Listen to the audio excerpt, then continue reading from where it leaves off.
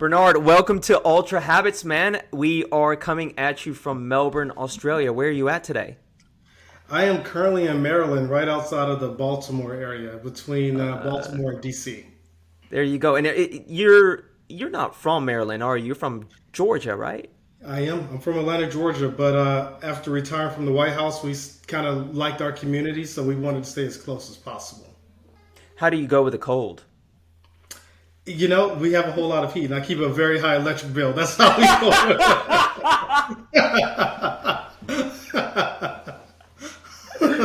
Yeah.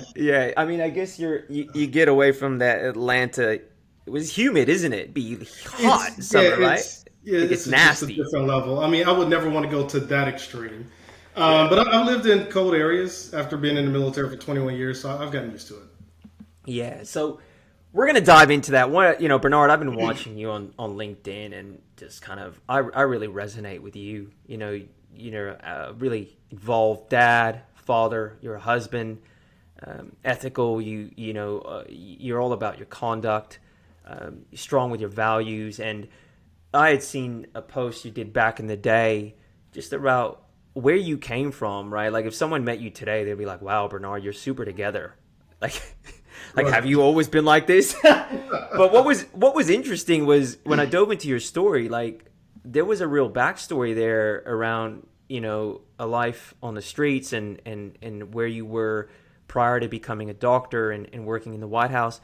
And then I even dove deeper and learned that like you were actually a pretty gifted young person from what I understand. Like you had opportunity, so you actually started good, went bad, and then came good again, which is interesting. So I really want to dive into that whole story. So why don't you take us back to like Bernard 1.0? Like where's Bernard, the original version of Bernard? Who is that and where is he from? That's a good question. I have to think about that all the time myself. Again, thank you for having me. This is an opportunity. I really appreciate it. Bernard 1.0. I would say that I was a smart kid growing up, but where I grew up in Atlanta, Georgia, smart wasn't cool. It was one of those things where I spent majority of my childhood trying to fit in, and in very very early on, I was identified as a person who had relatively high levels of intelligence. And I can think back as far as Duke University used to have this program, and I think they still have it, where they would reach out to families who have kids that are considered to be gifted or have some sort of talent. And then they'll bring them up to Duke University in North Carolina to do some sort of program. And I was selected for that. But during that time, I was also struggling with my own identity as a very young kid. We're going back to maybe like 10 or 12 years old.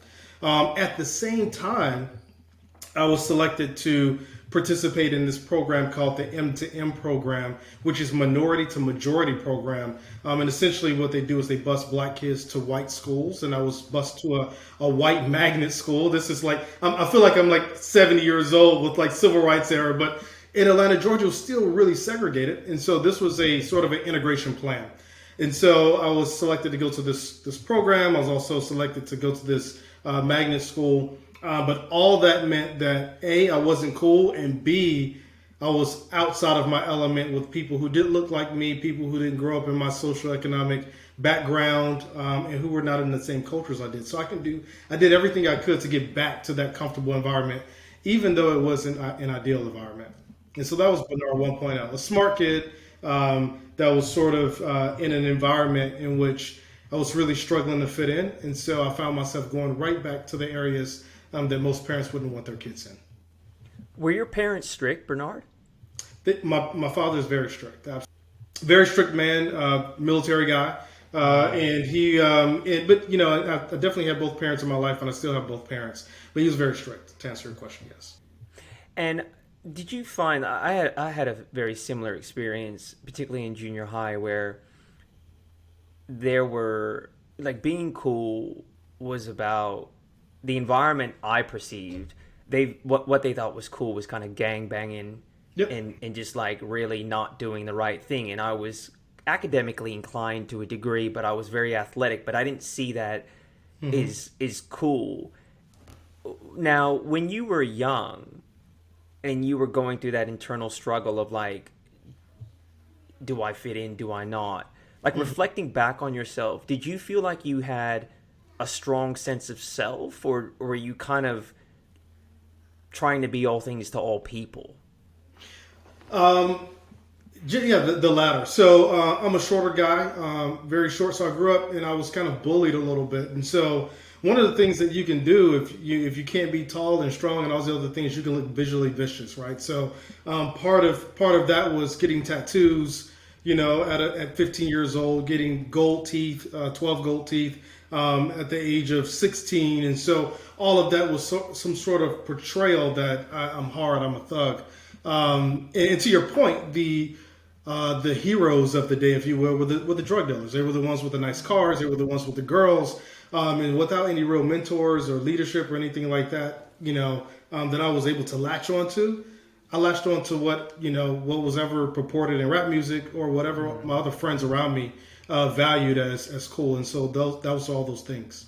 With your dad, obviously being a military person and disciplined to a certain degree, I would imagine, like, was there a disconnection in your relationship with him? Like, was there a reason why he wasn't able to corral you into a certain direction? Great question. Father always worked hard.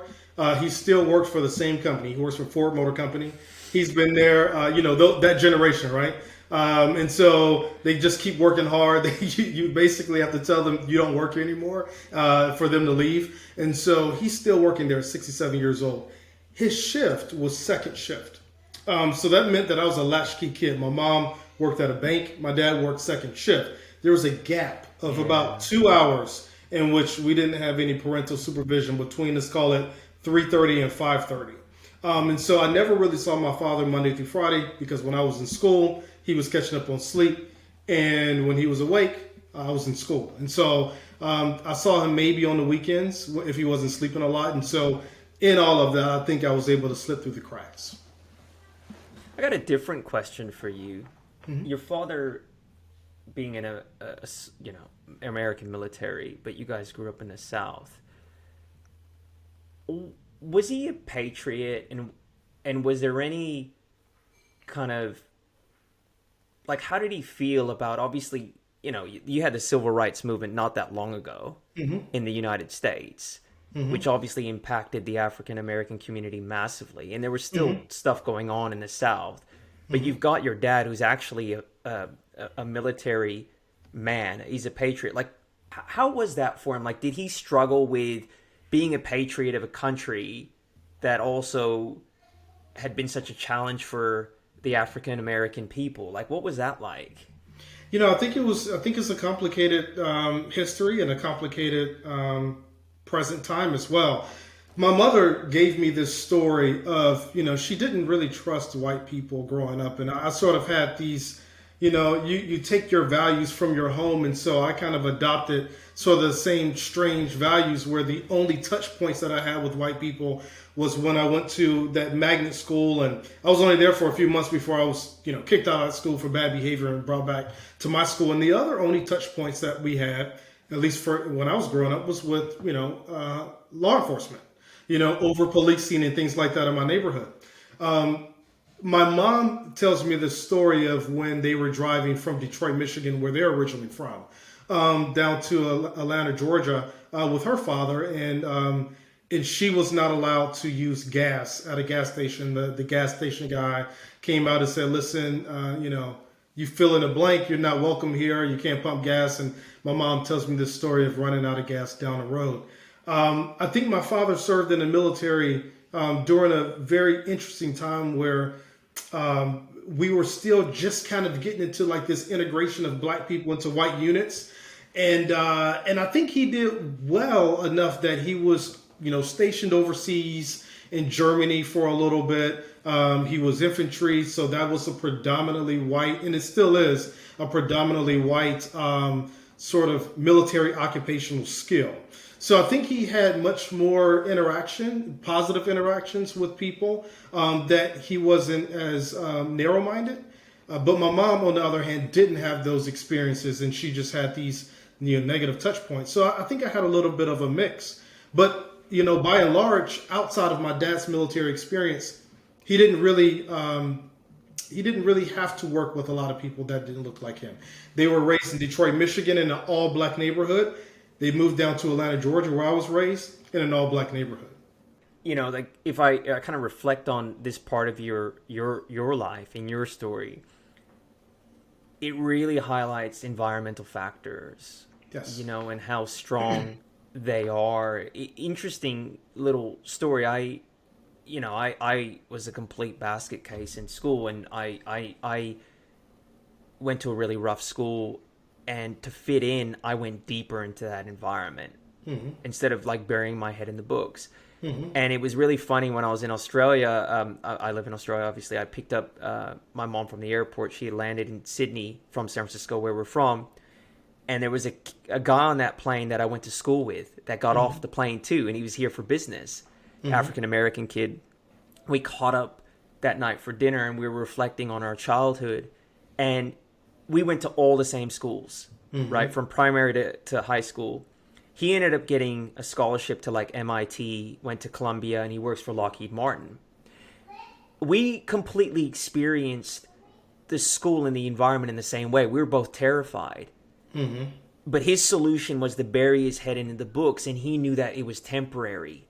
And if he focused, he'd get through it, right, in the long term. But I didn't have that long-term view. So I didn't have that strong sense of self to be able to kind of be like, this is my path, this is where I'm going to go. And I let my environment shape me, whereas he didn't. Right.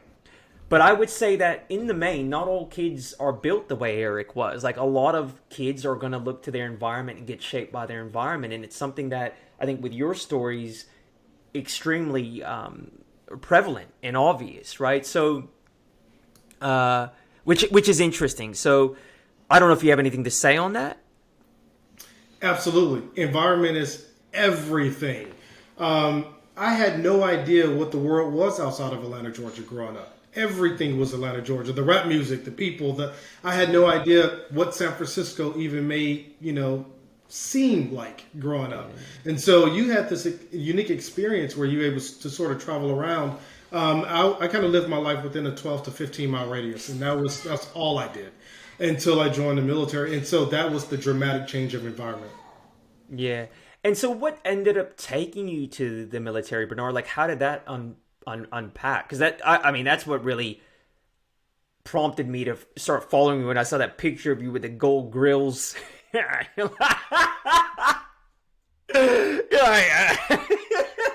then this military dude. I'm like, what's going on here? So walk us through that, man. Let's walk you through that. So I failed everything. I failed everything in high school, whether it was on purpose or I just at some point after you don't read, for multiple years, it's hard to pass a test. So I graduated with a very low GPA. I had no idea where I was going with life. So at the age of, I think, 16 and a half, I signed up for the delayed entry program, where I basically committed myself to the military in my senior year. And then as soon as I graduated, I had a contract to join the Army at 17. But what gave you that level of insight that you needed to do this, like, and not go down the street? Like, that's an intervention. Yeah. Like, what, right. How did you, like, what got you to do that? Was your dad like, you better do something, I'm gonna kick you out? Oh, okay, right. Well, yeah, that was a part of it. It was, boy, I don't know what you're gonna do, but you're gonna leave here, right? Yeah, you don't have to go to the Army, but you're gonna leave here, or you're gonna pay me rent, which was kind of an interesting concept. Pay you rent for the same room I've been living in for the last 5 years for free. It was that, or it was hopelessness. I was inside of a cafeteria, inside of my school cafeteria. I'm posted up on the wall, gold teeth, gold chains, all sorts of stuff, looking like Flavor Flav, if you know who that is. And the only thing I was missing was the clock, right? I didn't have the clock. And Bridget. Right. The tall blonde. Right. I didn't have that. But they used to place recruiters, and I don't know if they do that anymore, but they used to place recruiters in the school. And there was a guy named Terry Daniels who walked up to me and said, been looking at you for a while. Would you, want to take this test? And I was just right for picking, because I think I was was nervous about what I was going to do after high school. I knew I wasn't college bound. My jobs consisted of Popeyes, McDonald's, Pizza Hut. And so I really had no idea what to do next. And he sold me this great dream that I can be all that I can be. And so I bought it. I bought into it. And so I made that decision. And it wasn't completely foreign because although my father didn't talk to me about his military career, I saw his military uniforms in the house. As a strange segue, he still wore his military uniforms when he was cutting the grass, kind of. No idea. I have no idea. That's just an eccentric old man, right? Like just dads do weird shit. That's one of them, right? Like right. So So it wasn't completely foreign to me. And then you have this guy that's basically selling me on a future when I've never thought about a future.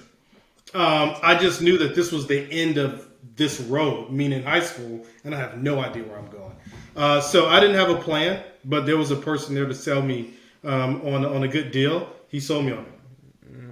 That's interesting. I had a similar story, but it was an entrepreneur. And I think there's a key there that I think we should highlight. Like when you're at rock bottom and you have that magical moment of an alternate, more attractive path to a new identity, that's when effectively you were given. You're like, well, I've got my current state. I posted against the wall looking like Flavor Flav without the clock versus like, here's an opportunity to be successful in something. And you're already... It's something, and that's a beautiful moment. So you take this path. You obviously have to then rip the gold teeth out and all that. Like, and you like you do you finish high school? Drop out of high school? Do you go to boot camp relatively quick? Like, what's the go? Yes. So that window you mentioned rock bottom. Rock bottom wasn't that. Rock bottom was so Flavor Flav posted up against the wall. That's relative rock bottom for some people. That wasn't my rock bottom, though. My rock bottom was I signed that contract, I believe, in like December. In March, this will be 24 years ago. In March, I was getting ready to graduate, and I was celebrating graduating with my friends. And this is where this sort of traumatic story kind of comes into place. We go to a club, we're drinking, we're having a good time, we're partying. I have 3 of my good friends in my car. And then we after we leave the club, we go to a gas station, and I was involved in a drive-by shooting. And so that drive-by shooting was I feel like it was sporadic. I don't feel like it was something that was targeted against me. Maybe it was targeted against one of my friends. I don't know. But as I'm leaving the gas station, shots ring out. My car begins to take rounds, and I'm hearing them kind of walk in towards my car. And then I start taking rounds in the hood, the door. And my friend Ivan Gray gets shot. I believe the bullet went through his back and came out the anterior chest, so the front of his chest. And that one bullet was a fatal shot. And so as he leans over, and I have my hands on the gear shift, I feel his blood pooling all over me. And then I drive about a mile down the road or so and pull him out of the car, and my friends were all around me saying, "Don't let him go to sleep. Don't let him go to sleep. Save him." And so that's all I remember. Before his lights were out, and he stopped breathing, and that was rock bottom. 3 weeks later is when I went into boot camp, and so that was the end of March of 1999. That death by drive-by shooting, that murder, and then I was in boot camp April 19th of 1999, just 3 weeks later. Did that solidify your sense of new purpose and resolve? Or it's solidified. Yeah, I don't know if I think that was the start of me not wanting to be in a situation where someone really needs me and I have no idea how to help them. As you can imagine, I'm 17. Everyone's 17. The murder suspect, which was later convicted, was 17. We were all 17. But that was the most helpless I've ever felt in my entire life. Yeah, I have my friend who's bleeding, coughing up blood, and I call 911, and they're asking me all these questions that I can't answer. I have no idea what to do. And I felt, initially I felt like I failed him. I felt like I had some responsibility to keep him alive. If you can imagine these voices, don't let him go to sleep, save him. But I didn't have the skills, the resources. And looking back, obviously there was nothing that I could have done. But at 17, I still felt like I failed him. I felt like maybe if I had drove him to the hospital instead of pulling over on the side of the road and wasting time. Maybe if I could have explained to the dispatch operator where his wounds were. Maybe if I didn't go to the club that night, So I kind of carried a lot of that stuff with me. His death, I felt responsible for it. But looking back, there was nothing that I could have done. Do you think about him? I do, and I think that in a large way, my life is a testament to what his life should have been or could have been. Because graduating high school was a monumental success for us. You have no idea. That was, I know some people might listen to this podcast and say, yeah, that's like secondary school. Like, that's not a big deal. But graduating high school for people like us was a big deal. And so we were celebrating his just getting over that finish line of being able to graduate. And that's how his life tragically ended.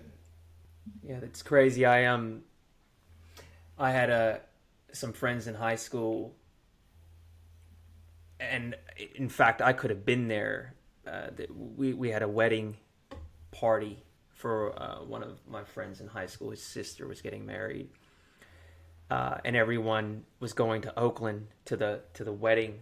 And one of the girls that was going to the wedding went to high school with all of us. Mm-hmm. Me and this other dude were like vying to date her. The other dude ended up winning, and so they were a couple. So he happened to be at the gas station that night because they went together to the wedding. And it was just a random thing. They were filling up petrol, and he got shot and killed. And they had she was pregnant. Mm. And he died in kind of an innocent. He was completely innocent. Mm-hmm. And they were going to a wedding, and so the whole wedding became, it just became a nightmare. But I often think of him, and I think that I actually could have been in that position had I been the one going to that wedding that night. And I think about him often. I think about his son, and what a crazy situation. So you get to boot camp, and I'm sure, and we'll talk about this later. Like listening to you, I wonder what and how that played into you becoming a doctor as well. Like, that's weird, right? Like, yes, I'm a PA by training, so physician assistant by training, but I have a professional doctorate degree. So how does that inform that? Well, let's walk down that path. So you go to boot camp, and what's the process there? Like, did you do well? Was it like, oh my God, this is hard, it sucks? I'll just be brutally honest with you. It was not. What people see like this before and after photo, it looks like there was a straight line trajectory. I hated every part of the Army. and it was mutual. The Army hated me. You wrongly assumed that those gold teeth came off when I joined the Army. No, they were still there. And so I was a private in the Army. I still had all those gold teeth and all the nicknames of Goldilocks and superstar and all these other things. They ridiculed me a lot. But one of the things that sort of stuck with me was that a lot of my leadership did not think that I was consistent with what a soldier is. They say, you don't belong here. You just don't belong. You don't fit in. So those first several years, everything that I did, I failed. People would ask, well, I'll tell you, if you contextualize all this in one sort of picture, I was one of the few black people in my boot camp company, which that's not uncommon. That's, the Army's predominantly white, the U.S. Army's predominantly white. So that wasn't abnormal. But what was abnormal was the gold teeth, the way that I spoke. I mean, I'm not really sure if I knew how to string together an English sentence, that was not Ebonics at the time. And I had to fly back to Atlanta, Georgia for that murder trial. So when they contacted the U.S. Army and said that this guy has to go back for a murder trial, it just cemented all of these preconceived notions of who I am and where I came from. So after that, I was asked, what gang are you from? And everything, all the way up against the point of calling me some sort of racial slur. And so I have a lot of good friends that are still on my LinkedIn that were my drill sergeants at the time. And they would protect me in a lot of ways. Like I remember this one situation where this one white drill sergeant was saying all these, what gang are you from? You don't belong here. You need to go back to the hood, blah, blah, blah. And my drill sergeant's name's Gary Berkeley, runs over to me and he's like, Tony, get out on the ground and start pushing. So I started doing push-ups and stuff like that. And as he's kneeling down, he's like, don't let them take this away from you. Unless you want to go back to where you came from, don't let them take this away from you. And so he would just give me these words of affirmation in my ears. I'm doing push-ups. And then he would stand back up and pretend to yell at me. Now get back over there and start running. And, do you think the drill instructors were trying to make you quit or trying to make you angry? The other guys. I think both. I think they truly did not think that I belonged. When I moved to Texas, because I failed the Russian language, I moved to Texas. I had another first sergeant, which is like one of the highest levels of non-commissioned officers. And she was a female. She said, you do not belong in this man's army. And I'm going to make sure that. Yeah, right? Female saying, you don't belong in this man's army. That's crazy. Hey. So I go, so she sends me to the dentist. She's like, this is you. There has to be a way to put you out, and these gold teeth are going to be it. So she sends me to the dentist.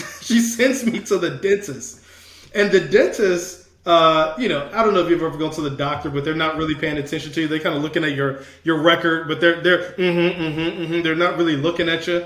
Well, he wasn't looking at me as he's reading my dental record. And he says, it says you have gold crowns from tooth number 7, 8, 9, 10, 11. 12. He's like, that can't be right. And so he turns. And then you're like. Right. He turns and looks at me. He's like, oh, this is real. Okay. So then he had to write me a little letter that says, says something to the effect of, the soldiers' dental aesthetics as they present are not against any Army regulation or policy. And I had to carry that around with me to say, although I look weird, I'm still eligible to be a soldier. And at that point, I had some good mentors that said, listen, at some point, you can't. It's not against policy, but if you ever want to promote, if you ever want any opportunity, no one's going to take you serious. And so I went on a pathway of dental reconstruction and braces and, all the the investment that the Army did to give me the smile that I have now. Oh, beautiful. Look at that. You're like an anchorman now. So what's the situation though? So you get out, you're in the Army. Like what's the path to, what's the medical route? Like, what's happening there? How do you get that thought into your head? So the impetus was feeling hopeless on the ground in Atlanta, Georgia, rock bottom, right? Then at some point I go back to language school and I learned French. And the Army gives me an opportunity to go work in Army Special Forces. So I joined 3rd Special Forces group out of Fort Bragg, North Carolina. And that group is designed to work in Africa. That's the reason why they have French cryptologic linguists. But 9/11 happened. And so all the special operations were consumed with Afghanistan. So here I am as this French guy in a Special Forces unit in Afghanistan, and I'm not doing anything with my language. So I had this affinity, and I missed a few steps there, but the Army did send me through medic training, and I got some combat medic experience and training. But then I went back to learn French, and I found myself in Special Forces. Because of that combat medic training and my desire to want to just do something worthwhile, I ended up connecting with the Army Special Forces medics. And so in Afghanistan, when we deployed out to Afghanistan, we would do these medical civic action programs. And so we will basically go out into the villages in Afghanistan and perform medical care. And I was just enamored by seeing, there's this one guy named Bruce Holmes, Army Special Forces, and I would see him just work magic out there. From trauma and everything else. And I loved it. I love being able to take care of people, to be in a position, to have the skills and the resources to do so. And I just tethered myself to those medics. And I got some experience in training with those guys. And then at some point, I continued to take on opportunities that the Army gave me. I knew at some point I wanted to go to school and practice medicine. But at that point, I didn't have any college. I also didn't have any real medical background other than combat medic school, and I knew college was the only way that I was going to get there. So I started taking college classes. And so one of my college classes, I tell people that I took English 101 on a mountaintop of Afghanistan bordering Pakistan on distance learning, on a distance learning platform. And so I just continued to do that, train, fight, study, until I finally decided to leave the Army to go to college full time to get my first undergraduate degree, and that was the start of me on this pathway to go into PA school, and then eventually ended up at the White House. So you exited the Army and then embarked on an education path kind of full time. Is that right? That is correct. I did 2 years worth of education, ad hoc, while deployed, at night, that kind of thing, and then I went to school full time for 2 years. In North Carolina at Fayetteville State, and I got my undergraduate degree in psychology, and then I became an officer. Once I became an officer, I was an administrative medical officer, so I ran a clinic in Germany from an administrative perspective. I was an executive officer. And then I worked in that capacity, and then I have all these touch points with doctors and PAs and nurse practitioners and nurses and such. And it kept reminding me that I want to lay hands on patients. I want to save lives. And so from that point, while in Germany, I decided to go to PA school from there.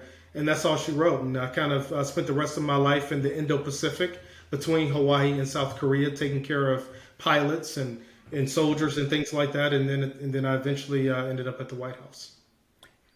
Did you, I know when my undergrad degree, I kind of cheated my whole way through, and I was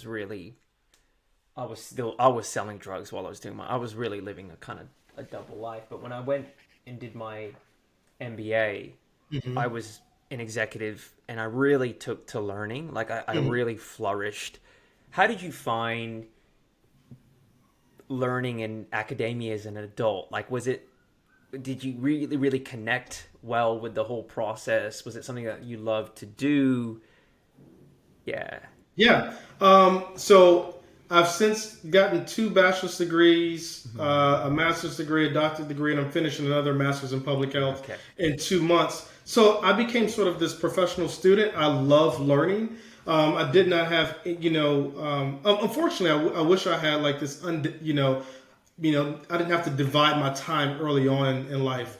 I almost wish I could have just been that student, but I've never had sort of that uninterrupted time where I wasn't being a soldier, being a father, being, all these things while going to school. And so that's all I've done for the last, I'll call it 20 years, has been a student of some sort. And I enjoy it. I enjoy being in the academic environment. I feel like if I'm the smartest person in the room, I'm in the wrong room.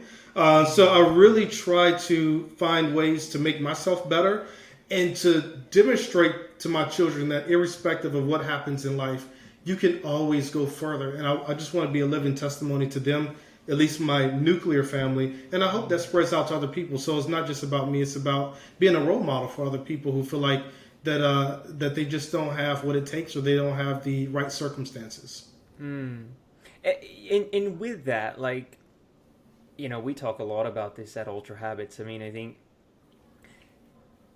our audience and the people that follow the show are high performers, high achievers, but they have a lot going on, right? They have families, they've got, whether they're educating themselves, running businesses, doing lots of different things, and managing that level of complexity can be challenging, and getting that right is never a perfect science.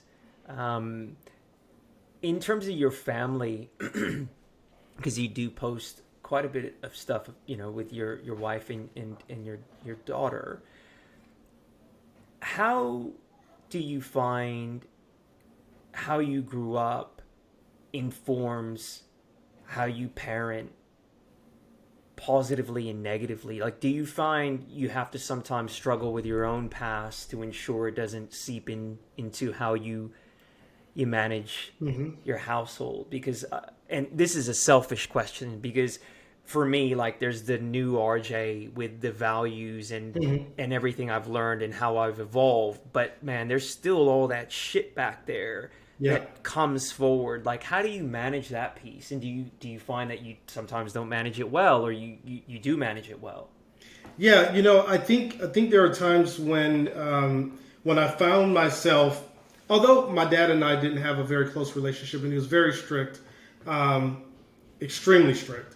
I found myself sort of defaulting to his level of, being strict with my own children, and this is my house and they're going to live by my rules and this other kind of, but then I have a wife that tempers me. So I will tell you that if I didn't have a good wife to keep the guardrails on, I would probably naturally go go back into Mr. Toney land. And so yeah, I think I've struggled with that, but again, I have a very good wife that teaches me a different way, and part of that is she comes from a different culture that they don't rear their children. She's South Korean, so she they corporal punishment is not really a thing, and it wasn't for her growing up. So she's taught me to not take that pathway. But the other thing I would tell you, which is equally as dangerous, my father was a hard worker. If nothing else, he was a hard worker, and so that gave me my work ethic, so that I ended up working very hard, which was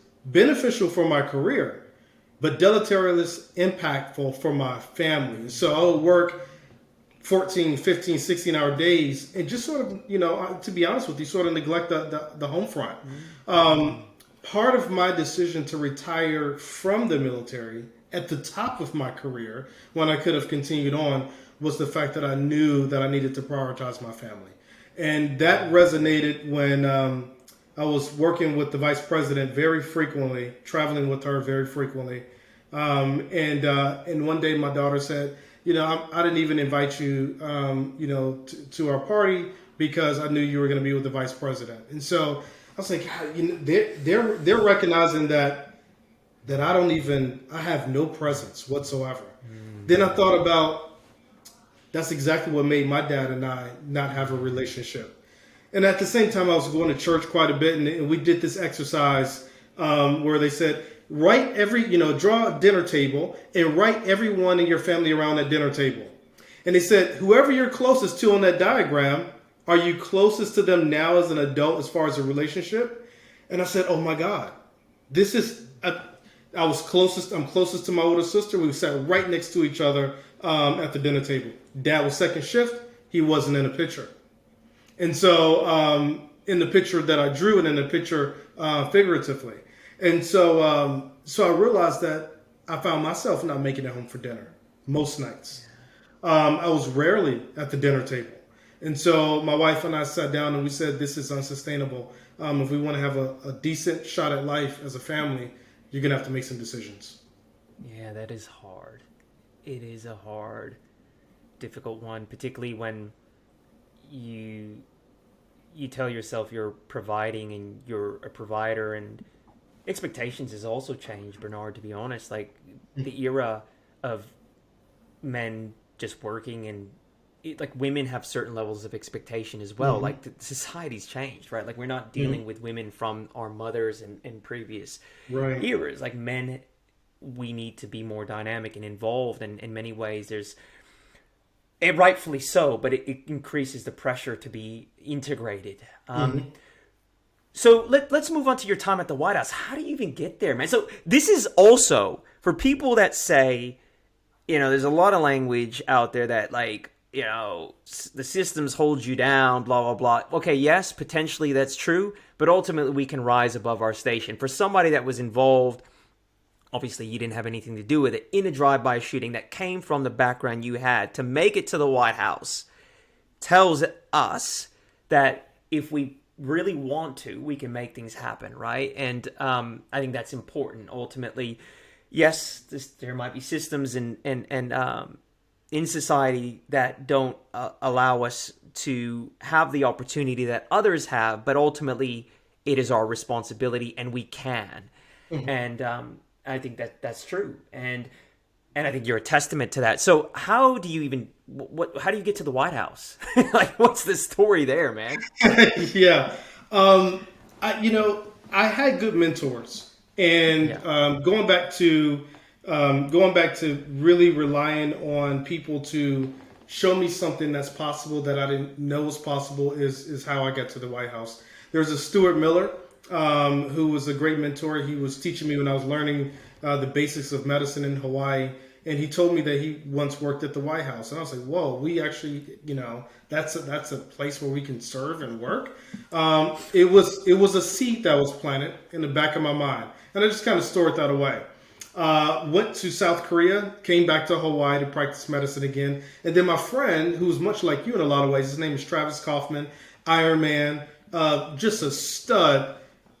He was selected to go to the White House. And now that's that second seed. I'm like, wow, this is actually an opportunity. But I still don't feel like I know it's an opportunity, but not for me, not for Bernard Toney. My background, I had a top secret security clearance for my time in special forces and things like that. But I also had these other strange predicaments in my career where I didn't have the best performance and things like that. And so an opportunity presented itself for me to interview, and I flew from South Korea to the White House to interview, and it was a prolonged sort of 3 to 4 day sort of ordeal of different types of assessments and interviews and things like that. And within several hours of me getting back on the plane to go back to South Korea, they told me, listen, we want you here. You're humble. You're astute. We think you have, the skills, the knowledge, the attributes to be able to be within arm's reach of the president at all times. And so I took them up on offer. And so it blew my mind that the opportunity was even, there. But for someone who really didn't think very highly of themselves growing up, it really shocked me as a person, because I couldn't imagine having ever gone from those streets of Atlanta, Georgia, to the White House. What did you do at the White House? What were you there for? Yeah, so the way we work is, without going into a whole lot of classified sort of information, we provide, medical coverage for the president, the vice president, the first and second families. And then we also perform medical care by proxy. So if you take care of the bosses, then we'll take care of you. So oftentimes we'll take care of Secret Service and, stuff like that. But our primary objective is to take care of our principals. And so I would, go from, providing coverage for the president, providing coverage for the vice president. And so I did that for 3.5 years. And we have this rigorous sort of training that we undergo and maintenance training to make sure that if in the worst of situations, we can keep the most powerful people on the planet alive. How did that 3 years change you? It was, I would say that working at the White House is unique. It's an honor. There's a certain level of stress. I think you see presidents age, pretty horribly in the White House. Their staffs are probably aging as much as they are. But it was interesting, RJ, because it was during, in modern times, one of the most bizarre periods of racial unrest and COVID and, all these things that they were not business as usual. Everything was abnormal. I would say that the most recent time in history where things were abnormal is probably 9/11. But being at the White House when there's protests outside of the White House, racially motivated people who are, on both sides are angry for all sorts of reasons. And walking out of that White House as a black man to black protesters who are angry, that was hard, because it was hard to reconcile that, I'm working here and I'm one of the few black faces that travels, with the president and the vice president, and to see how many of the people that look like me that are unhappy about, rightfully so, about how they're treated in the United States and how they don't have faith in our government and our systems and things like that. And it was hard to reconcile that I was seen as part of that system.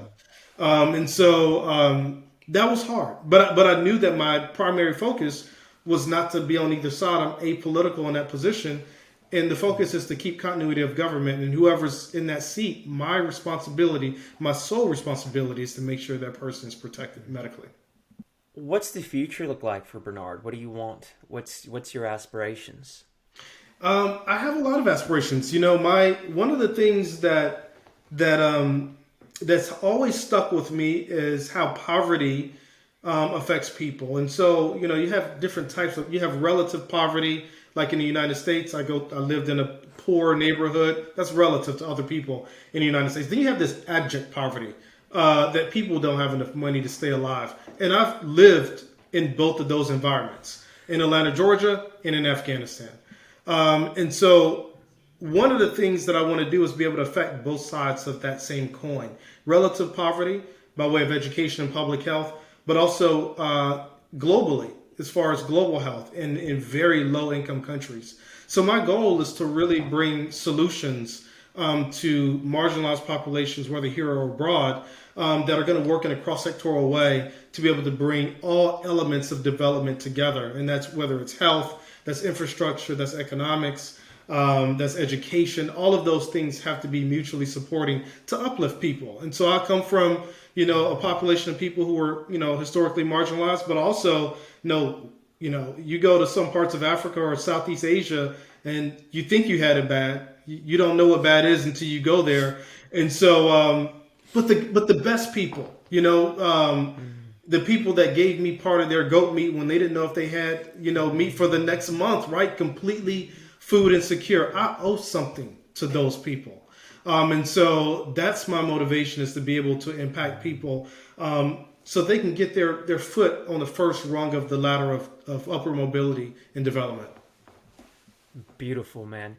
So we're going to land this plane, but before we do, Bernard, we always delve into a habit or two.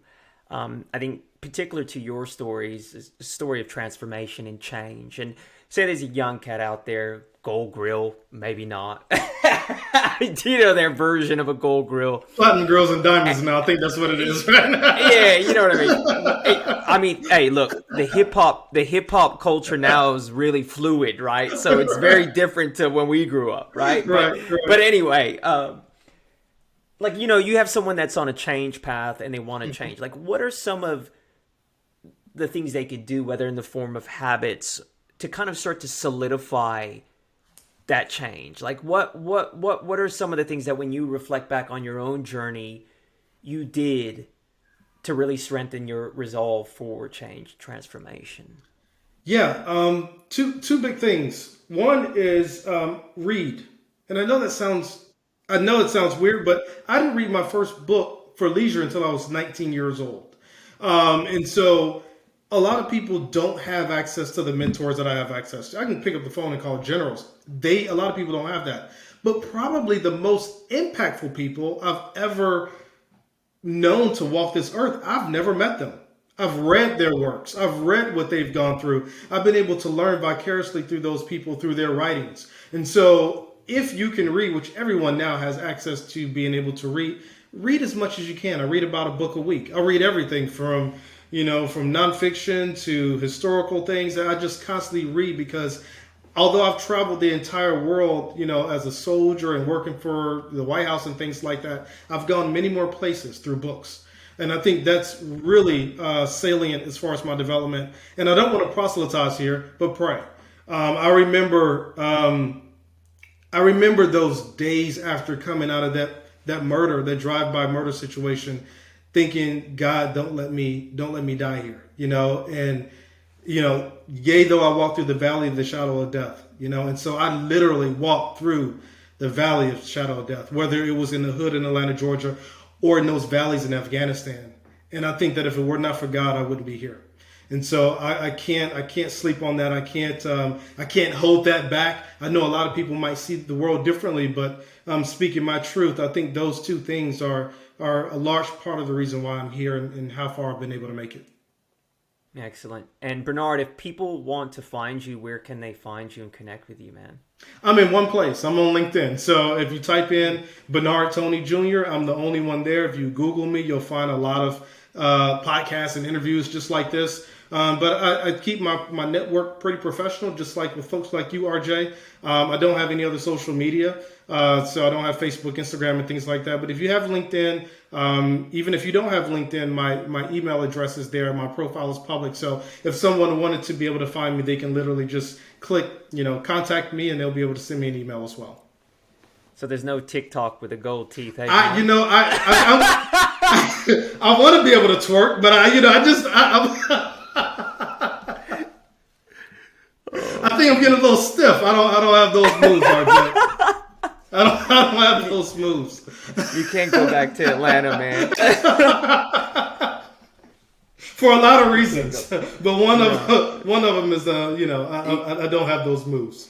No, they ain't gonna take you back in College Park. No, they're not. They're not. Well, look, man, I really appreciated the conversation, man. I know there's tons of value for not only the audience, but myself, man. Thank you so much for your time, Bernard.